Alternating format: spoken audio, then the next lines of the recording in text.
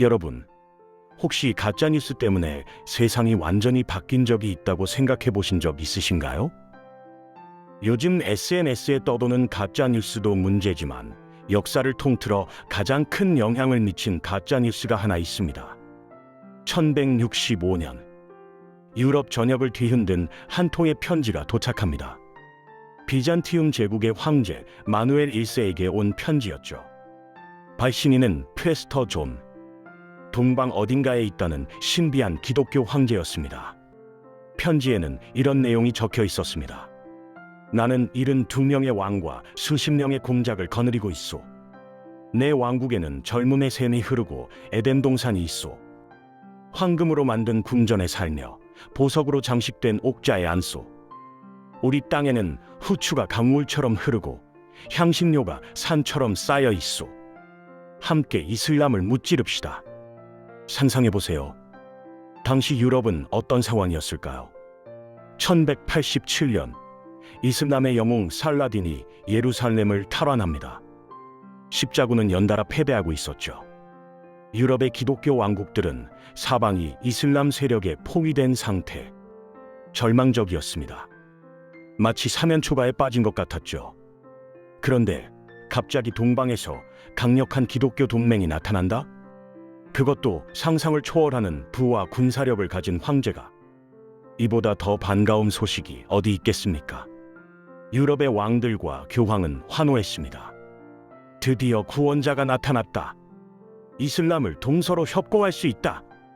문제는 하나였습니다. 이 프레스터존의 왕국이 실제로 존재하지 않았다는 겁니다. 완전한 거짓말이었죠. 누가 만들었는지, 왜 만들었는지조차 알 수 없습니다. 그런데 놀랍게도 이 거짓말 하나가 세계사를 완전히 바꿔놓습니다. 존재하지 않는 왕국을 찾으려고 바다로 나선 사람들이 있었습니다. 그들은 이베리아 반도 서쪽 끝, 대서양을 마주한 작은 나라 사람들이었습니다. 육지로는 갈 수 없었어요. 이슬람 세력이 길을 막고 있었으니까요. 그래서 그들은 바다를 택했습니다. 미지의 대양으로 나아갔죠. 환상을 쫓았지만 얻은 건 진짜 제국이었습니다. 브라질부터 인도, 말라카, 마카오, 일본 나가사키까지 전 세계 해안에 깃발을 꽂은 해양 제국. 한때 세계에서 가장 부유한 나라, 바로 포르투갈입니다. 오늘은 이 놀라운 이야기를 들려드리겠습니다. 가짜뉴스를 믿고 바다로 나갔다가 우연히 세계 제국이 되어버린 나라. 인간의 욕망과 환상이 어떻게 역사를 만드는지, 그 첫 번째 이야기입니다. 그럼 먼저 이야기해야 할 게 있습니다. 도대체 왜 유럽 사람들은 이런 황당한 편지를 믿었을까요? 그 답을 알려면 12세기 유럽이 어떤 상황이었는지 이해해야 합니다. 1096년, 교황 오르바누스 2세가 십자군 원정을 선포합니다. 예루살렘을 되찾자. 유럽 전역에서 수만 명의 기사와 병사들이 모여들었죠. 첫 번째 십자군은 성공했습니다. 1099년, 예루살렘을 탈환했으니까요. 하지만 그게 끝이었습니다. 그 이후로는 계속 지기만 했어요.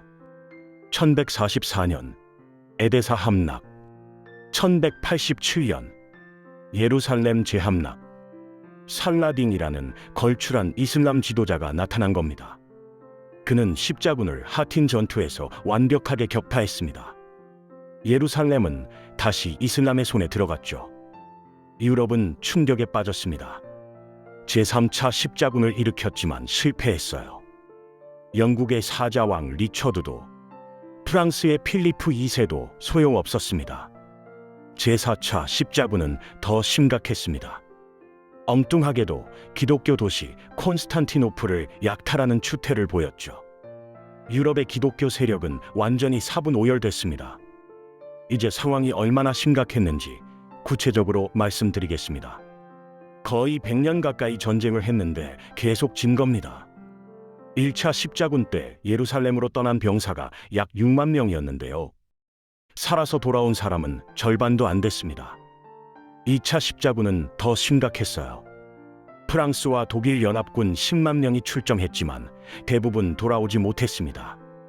유럽의 수많은 가정이 아들을, 남편을, 아버지를 잃었죠.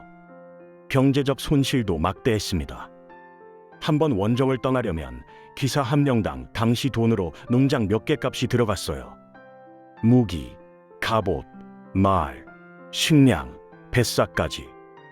많은 귀족 가문이 재산을 탕진했습니다. 그런데 결과는 패배뿐. 절망적이었죠. 설상가상으로 이슬람 세력은 점점 더 강해졌습니다. 북아프리카 전체가 이슬람 세력 아래 있었고요. 스페인 대부분도 그랬습니다. 동쪽으로는 터키까지. 유럽은 말 그대로 포위된 상태였어요. 이런 상황에서 1165년 그 편지가 도착한 겁니다. 프레스터 존의 편지. 나는 동방의 기독교 황제다. 72명의 왕이 내게 복종한다. 나의 군대는 이슬람을 쉽게 무찌를 수 있다. 함께 싸우자. 여러분이 당시 유럽 사람이었다면 어땠을까요? 100년 가까이 패배만 하다가 갑자기 이런 소식을 들었다면 믿고 싶지 않으셨겠어요? 심리학에서 말하는 확증 편향입니다. 보고 싶은 것만 보고 듣고 싶은 것만 듣는 거죠. 더군다나 당시 유럽 사람들은 동방에 대해 거의 아무것도 몰랐습니다. 중국이 어디 있는지, 인도가 어떤 곳인지 제대로 아는 사람이 없었어요. 당시 유럽의 지도를 보면 재미있습니다. 지중해는 정확하지만 동쪽으로 갈수록 엉망입니다. 아시아 어딘가에 괴물들이 사는 땅이라고 적혀 있기도 하고요. 머리가 개인 사람들이나 외다리 거인도 그려져 있었습니다. 황당하죠. 하지만 그게 당시 수준이었습니다. 마르코 폴로가 동방견문록을 쓴 게 1298년입니다. 그것도 사람들이 반은 거짓말이라고 생각했죠. 동방은 신비의 땅이었습니다. 무엇이든 가능한 곳. 젊음의 샘이 있어도 이상하지 않고요. 에덴 동산이 있어도 놀랍지 않은 곳. 그런 곳에 강력한 기독교 황제가 있다? 충분히 믿을만 했습니다. 게다가 교회도 적극적으로 이 이야기를 퍼뜨렸어요. 교황청은 프레스터 존을 찾는 게 새로운 십자군 전쟁의 명분이 될 수 있다고 봤습니다. 희망이 필요했던 겁니다. 백성들에게도, 왕들에게도, 교회 자신에게도. 그래서 프레스터 존의 전설은 200년 넘게 살아남았습니다. 누구도 의심하지 않았어요. 의심하고 싶지 않았던 거죠. 마치 익사 직전에 사람이 지푸라기라도 잡으려는 것처럼 말입니다. 그리고 이 환상이 한 나라를 움직이게 됩니다. 이베리아 반도 서쪽 끝에 작은 왕국, 포르투갈이었습니다. 그럼 이제 재미있는 이야기를 하나 해드리겠습니다. 프레스터 존의 왕국은 도대체 어디에 있었을까요?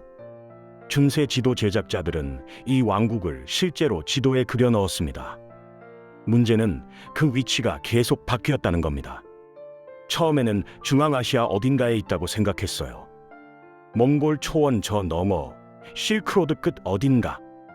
그런데 13세기에 몽골 제국이 등장하면서 문제가 생겼습니다. 유럽에 몽골 사절단이 왔는데 그들은 기독교인이 아니었거든요. 저기에는 프레스터 존이 없네. 그러자 지도 제작자들은 슬쩍 위치를 옮겼습니다. 이번에는 인도 어딘가로. 그것도 안 맞으면 아프리카로. 마치 숨바꼭질하는 것처럼 왕국의 위치가 계속 움직였던 겁니다. 결국 14세기가 되면서 프레스터 존의 왕국은 에티오피아에 고정됩니다. 왜 에티오피아였을까요? 에티오피아에는 실제로 기독교 왕국이 있었기 때문입니다. 4세기부터 기독교를 믿어온 나라였죠. 유럽과는 완전히 고립되어 있었지만요. 거기다 프레스터 존이 에티오피아에 있을 거야. 물론 나중에 가보니 전혀 달랐지만 그건 나중 이야기입니다. 자, 이제 포르투갈 이야기를 본격적으로 해보겠습니다. 포르투갈은 어떤 나라였을까요? 1143년에 독립한 아주 작은 왕국이었습니다. 이베리아 반도 서쪽 끝, 대서양을 마주한 좁은 땅. 북쪽과 동쪽은 스페인 왕국들에 막혀 있었고요. 남쪽은 아직도 이슬람 세력이 차지하고 있었습니다. 영토를 넓힐 데가 없었어요. 유일하게 열린 곳은 서쪽 바다뿐이었습니다. 그런데 그 바다가 문제였습니다. 당시 사람들은 대서양을 암흑의 바다라고 불렀어요. 너무 멀리 나가면 세상 끝으로 떨어진다는 전설도 있었죠. 바다 괴물이 배를 잡아먹는다는 이야기도 있었고요. 실제로 아프리카 서쪽 해안을 따라 내려가는 건 엄청나게 위험했습니다. 해류가 세고 폭풍이 잦았거든요. 게다가 돌아오기가 더 어려웠어요. 남쪽으로는 쉽게 내려가는데 북쪽으로 올라오려면 역풍을 맞아야 했으니까요. 많은 배들이 돌아오지 못했습니다. 그런데 이 위험천만한 바다로 나가기로 결심한 사람이 있었습니다. 엔리케 왕자. 포르투갈 왕 주앙 1세의 셋째 아들이었죠. 1394년에 태어났습니다. 그는 왕이 될 수 없는 신분이었어요. 형들이 있었으니까요. 셋째 왕자에게 주어진 선택지는 별로 없었습니다. 교회로 가거나 군인이 되거나 아니면 평범하게 사는 것. 하지만 엔리케는 달랐습니다. 그에게는 야망이 있었어요. 젊은 시절 북아프리카 세우타 정복에 참전했던 경험이 그를 바꿔놓았습니다. 1415년 21살의 엔리케는 세우타 공격에서 큰 공을 세웠죠. 그곳에서 그는 처음으로 아프리카의 금과 향신료를 봤습니다. 이슬람 상인들이 사하라 사막 너머에서 가져온 것들이었어요. 이 금과 향신료는 어디서 오는 걸까? 바다로 돌아가면 그 출처를 찾을 수 있지 않을까? 엔리케의 머릿속에서 계획이 자라나기 시작했습니다. 육지로는 갈 수 없다. 그럼 바다로 가자. 이슬람을 우회해서 배후를 치자. 그리고 프레스터존을 찾자. 엔리케 왕자는 전략가였습니다. 그는 생각했죠. 만약 우리가 아프리카를 돌아서 프레스터존을 찾는다면 이슬람을 동서로 협고할 수 있다. 십자군의 오래된 꿈을 이룰 수 있다. 1418년 엔리케 왕자는 포르투갈 남서쪽 끝 사그레스로 갑니다. 거기에 항해학교를 세웠어요. 당시로서는 혁명적인 일이었습니다. 최고의 항해사들을 모았습니다. 지도 제작자, 천문학자, 수학자들도 불러들였죠. 아랍의 항해 기술도 연구했습니다. 나침반, 아스트롤라베 같은 항해 도구들을 개선했어요. 새로운 형태의 배도 설계했습니다. 카라벨이라는 배였죠. 작지만 빠르고 역풍에도 잘 나아갈 수 있었습니다. 그리고 엔리케는 매년 탐험대를 보냈습니다. 조금씩 남쪽으로 아프리카 서쪽 해안을 따라 내려가는 겁니다. 모든 탐험가들에게는 똑같은 임무가 주어졌어요. 남쪽으로 가라. 새로운 땅을 찾아라. 그리고 프레스터존의 흔적을 찾아라. 처음에는 더디게 진행됐습니다. 1434년에야 겨우 보자도르 곳을 넘었어요. 이게 당시로서는 엄청난 성과였습니다. 그 너머에 뭐가 있는지 아무도 몰랐거든요. 선원들은 두려워했죠. 더 가면 바다가 끓는다더라. 괴물이 나온다더라. 하지만 엔리케는 계속 밀어붙였습니다. 1441년 포르투갈 배들이 아프리카 서쪽 해안에서 금을 발견합니다. 그리고 아프리카 사람들을 노예로 잡아오기 시작했어요.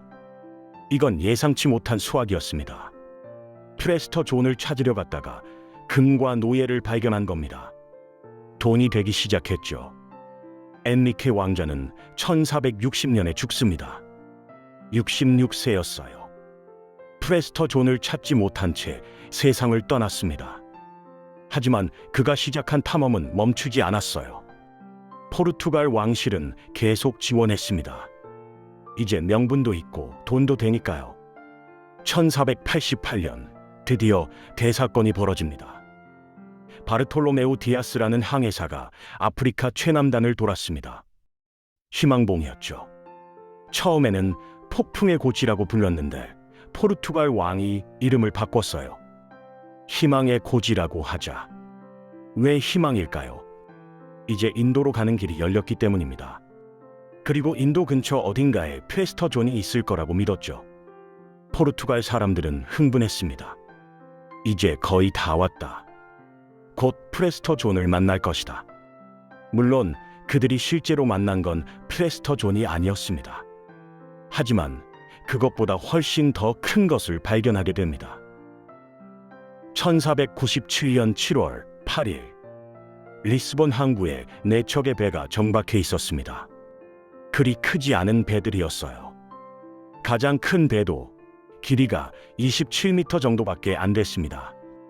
승무원은 총 170명. 이 작은 함대를 이끄는 사람은 바스코 다가마. 37살의 귀족 출신 한 회사였습니다. 그에게 주어진 임무는 2가지였어요. 첫째, 인도로 가는 항로를 개척하라. 둘째, 프레스터 존의 흔적을 찾아라. 특히 2번째 임무가 중요했습니다. 포르투갈 왕 마누엘 1세는 바스코 다가마에게 편지를 주면서 이렇게 말했죠. 아프리카 동쪽 어딘가에 프레스터 존이 있을 것이다. 그를 찾아 동맹을 맺어라. 그리고 인도의 향신료 무역을 손에 넣어라. 4척의 배는 리스본을 떠났습니다. 먼저 아프리카 서쪽 해안을 따라 남하했어요. 11월, 희망봉을 돌았습니다. 이제부터가 진짜 미지의 영역이었습니다. 아프리카 동쪽 해안. 유럽 사람들이 한 번도 가본 적 없는 곳. 하지만 바스코 다가마가 발견한 건 완전히 예상 밖이었습니다. 그곳에는 이미 번영하는 무역 도시들이 있었어요. 모잠비크, 몽바사, 말린디. 이슬람 상인들이 활보하고 인도와 페르시아, 중국에서 온 배들이 가득했습니다. 바스코 다가마는 충격을 받았죠. 여기는 야만의 땅이 아니잖아. 더 놀라운 건 현지인들의 반응이었습니다. 포르투갈 물건을 보고 비웃었거든요. 우리 시장 물건보다 못하네. 게다가 현지 무슬림 상인들은 포르투갈 사람들을 경계했습니다. 저들은 왜 온 거지? 무역하러 왔다고 하는데 뭔가 수상해. 실제로 바스코 다가마는 처음부터 폭력적이었습니다. 정보를 얻기 위해 현지인들을 납치했어요. 협박하고 고문하고 때로는 죽이기도 했습니다. 말린디에서는 그나마 환영을 받았어요. 그곳 술탄이 포르투갈과 협력하기로 했거든요. 이유가 있었습니다. 말린디는 이웃 도시 몬바사와 경쟁 관계였어요. 적의 적은 친구라는 논리였죠. 술탄은 바스코 다가마에게 항해사를 한 명 소개해줬습니다. 아흐마드 이븐 마지드. 인도양 최고의 항해사였어요. 그는 인도양의 계절풍을 완벽하게 알고 있었습니다. 여름에는 서쪽에서 동쪽으로, 겨울에는 동쪽에서 서쪽으로 부는 바람. 이 바람을 타면 인도까지 쉽게 갈 수 있었죠. 아랍 상인들은 수백 년 동안 이 항로를 이용해 왔습니다. 바스코 다가마는 운이 좋았어요. 인도양의 비밀을 아는 안내자를 얻은 겁니다. 1498년 5월 20일, 10개월의 항해 끝에 드디어 인도 서부 해안에 도착했습니다. 캘리컷이라는 도시였어요. 당시 인도에서 가장 큰 향신료 무역항이었습니다. 바스코 다가마는 감격했죠. 드디어 해냈다. 유럽에서 바다로만 인도까지 온 최초의 사람. 캘리컷의 자모린, 그러니까 왕을 만나러 갔습니다. 그런데 여기서 또 문제가 생겼어요. 바스코 다가마가 준비한 선물이 너무 초라했던 겁니다. 모자 몇 개, 설탕 몇 통, 꿀 몇 항아리. 자모리는 어이가 없었습니다. 다른 나라 상인들은 금과 은을 가져오는데 자모린의 신하들은 웃음을 터뜨렸죠. 게다가 현지 무슬림 상인들이 포르투갈을 경계했습니다. 저들은 아프리카에서 행패를 부렸다. 자모리는 바스코 다가마를 조심하기 시작했어요. 결국 바스코 다가마는 겨우 약간의 향신료만 얻을 수 있었습니다. 1499년 9월 리스본으로 돌아왔어요. 170명 중에 살아 돌아온 사람은 55명뿐이었습니다. 괴혈병, 폭풍, 전투로 많은 사람이 죽었죠. 하지만 포르투갈에서는 영웅으로 환영받았습니다. 왜일까요? 바스코 다가마가 가져온 향신료 때문이었어요. 후추, 계피, 정향. 이것들을 팔아서 엄청난 이익을 남겼습니다. 항해 비용의 60배를 벌어들였죠. 그리고 더 중요한 발견이 있었습니다. 인도로 가는 항로를 찾아낸 겁니다. 이제 포르투갈은 이슬람 상인들을 거치지 않고 직접 향신료를 가져올 수 있게 됐어요. 당시 유럽에서 향신료는 금만큼이나 귀했습니다. 후추 1kg이 은 몇 그램 값이었으니까요. 포르투갈 왕 마누엘 1세는 즉시 결정을 내렸습니다. 더 큰 함대를 보내라. 인도양을 장악하라. 그리고 프레스토 존을 계속 찾아라. 1500년 13척의 배가 출발했습니다. 이번에는 페드로 알바레스 카브랄이 지휘했어요. 그런데 이 항해에서 우연한 발견을 하게 됩니다. 배 서양을 가로지르다가 서쪽으로 너무 멀리 흘러간 겁니다. 그리고 거대한 땅을 발견했죠. 브라질이었습니다. 잠깐, 여기서 궁금하실 겁니다. 콜럼버스가 1492년에 이미 아메리카를 발견하지 않았나요? 맞습니다. 하지만 콜럼버스는 카리브해 섬들을 발견했어요. 그리고 그곳을 인도라고 착각했죠. 죽을 때까지 자기가 아시아에 도착했다고 믿었습니다. 반면 포르투갈은 달랐습니다. 카브랄이 발견한 브라질은 남아메리카 대륙이었고요. 처음부터 새로운 땅이라는 걸 알았어요. 더 중요한 건 이겁니다.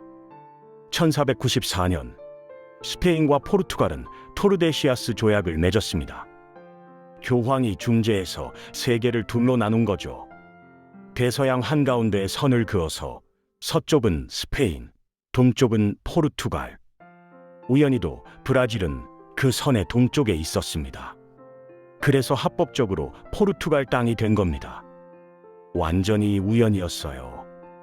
인도로 가려다가 신대륙을 발견한 거니까요. 카브랄은 브라질의 포르투갈 깃발을 꽂고 다시 인도로 향했습니다. 포르투갈의 팽창이 시작된 겁니다.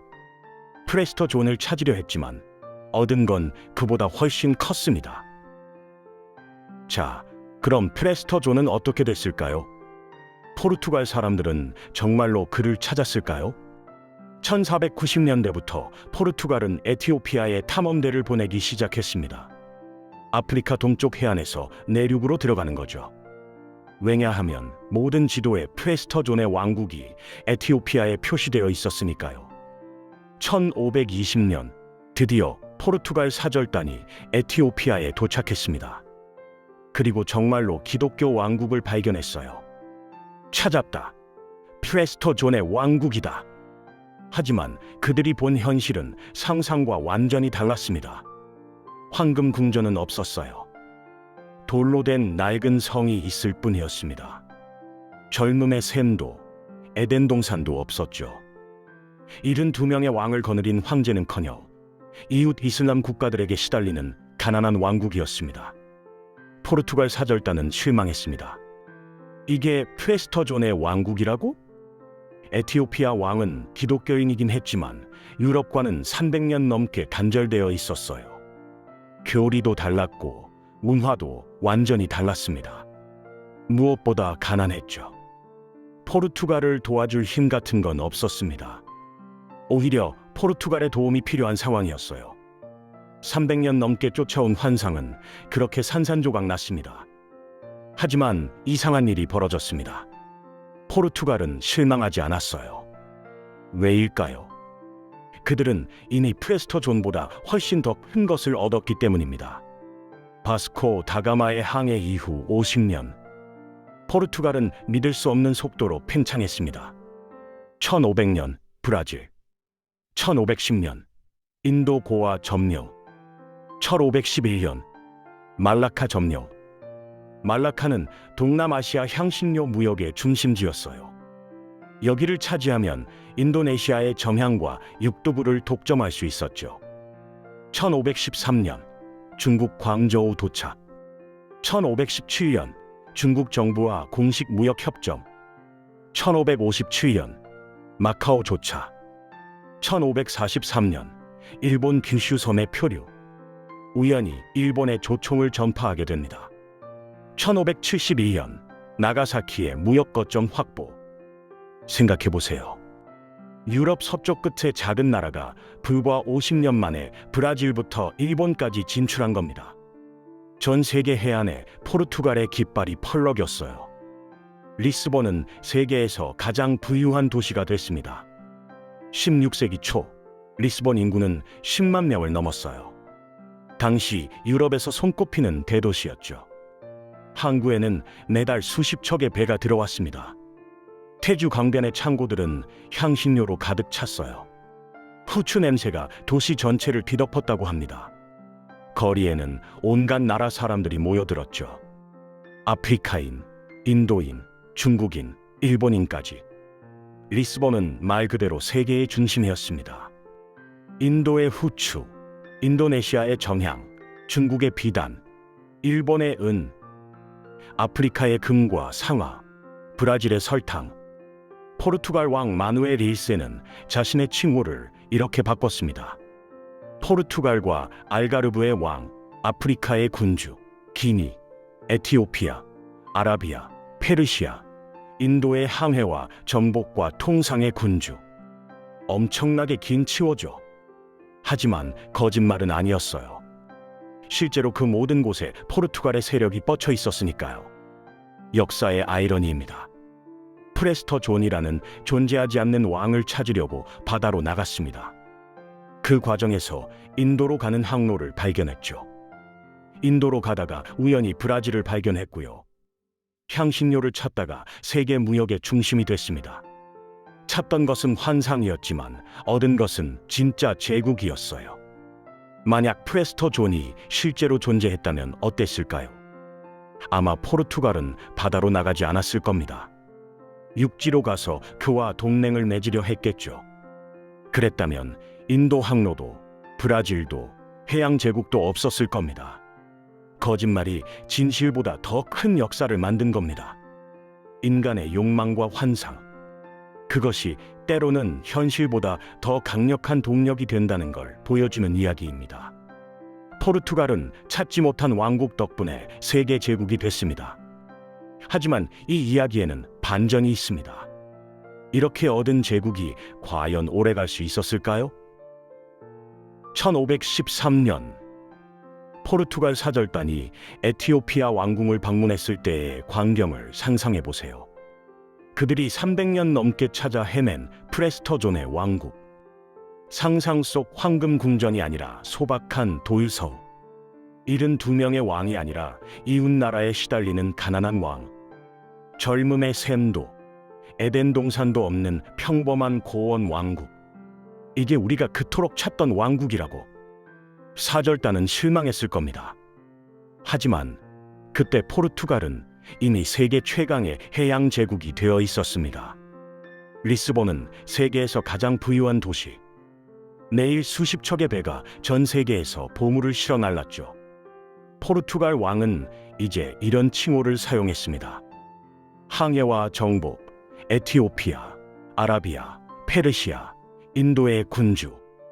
거짓말을 쫓다가 진짜 제국을 만들어버린 겁니다. 생각해보면 놀라운 일입니다. 존재하지 않는 왕을 찾으려다 전 세계를 발견했다니 환상이 현실보다 더 강력한 동력이 된 겁니다. 포르투갈 사람들은 프레스터 존을 끝내 찾지 못했지만 그 덕분에 멈추지 않고 계속 바다로 나갔습니다. 만약 에티오피아에서 진짜 강력한 기독교 제국을 발견했다면 아마 거기서 만족하고 탐험을 멈췄을 겁니다. 실패가 오히려 성공을 만든 역설이죠. 인간의 욕망과 환상, 그것이 역사를 움직이는 힘이라는 걸 보여주는 이야기입니다. 하지만 여러분, 이렇게 얻은 제국이 과연 오래갈 수 있을까요? 우연과 환상 위에 세운 나라가 영원할 수 있을까요? 1578년 8월 4일 모로코의 작은 마을 알카세르 키비르. 이날 포르투갈 역사상 가장 어두운 날이 시작됩니다. 브라질부터 일본까지 뻗어있던 초강대국. 그런데 이 모든 것이 단 4시간 만에 사라집니다. 24살의 젊은 왕 세바스티앙. 그는 제2의 십자군을 꿈꿨습니다. 모든 사람이 말렸지만 듣지 않았어요. 포르투갈의 모든 귀족과 재산을 끌고 모로코로 갔습니다. 결과는 완벽한 참패. 왕은 전사했고 귀족 8,000명이 죽었으며 국고는 텅 비었습니다. 한 사람의 광기가 제국 전체를 무너뜨린 겁니다. 다음 편에서는 이 충격적인 이야기를 들려드리겠습니다. 단 하루의 전투가 어떻게 세계 제국을 무너뜨렸는지, 그리고 포르투갈이라는 나라 자체가 어떻게 지도에서 사라졌는지. 지금까지 숨겨진 세계사 포르투갈 일부였습니다. 시청해 주셔서 감사합니다.